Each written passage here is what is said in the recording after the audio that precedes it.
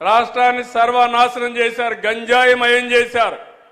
నేను ఆ రోజు మీకు చెప్పాను ఒక మాట, నేను అన్ని సమస్యలు పరిష్కారం చేస్తాను కానీ గంజాయికి అలవాటు పడిపోతే అది ఒక వ్యసనంగా మారితే వాళ్ళని మార్చడం చాలా కష్టం అని చెప్పాను, మీకు జ్ఞాపకం ఉంటుంది. అదే జరిగింది. మొన్న మదనపల్లిలో చూశారు, మళ్ళీ గంజాయి తాగి మృగంగా ప్రవర్తించే పరిస్థితికి వచ్చాడు. నేను ఒకే మాట చెప్పాను, ఎవడైనా సరే ఈ రాష్ట్రంలో మత్తు సేవించి తద్వారా మానవత్వాన్ని పోగొట్టుకుంటే ఆడబిడ్డల జోలుకొస్తే అదే మీకు చివరి రోజు అవుతుందని ఎన్నోసార్లు చెప్పాను. ఇప్పుడు కూడా ఆ మాట కట్టుబడి ఉన్నా.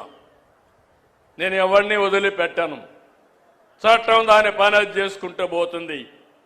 అలాంటి వ్యక్తులు ఉండాల్సింది జైల్లో అయినా ఉండాలి, లేకుంటే చట్టం ద్వారా ఉరి శిక్షణ అయ్యాలి. ఆ భయంతో ఎవరైతే ఈ తప్పులు చేశారో వాళ్లే అఘాయిత్యం చేసుకునే పరిస్థితి వస్తారు తప్ప ఎవరిని వదిలిపెట్టే పరిస్థితి ఉండదని మరొకసారి మీకు హామీ ఇస్తున్నా.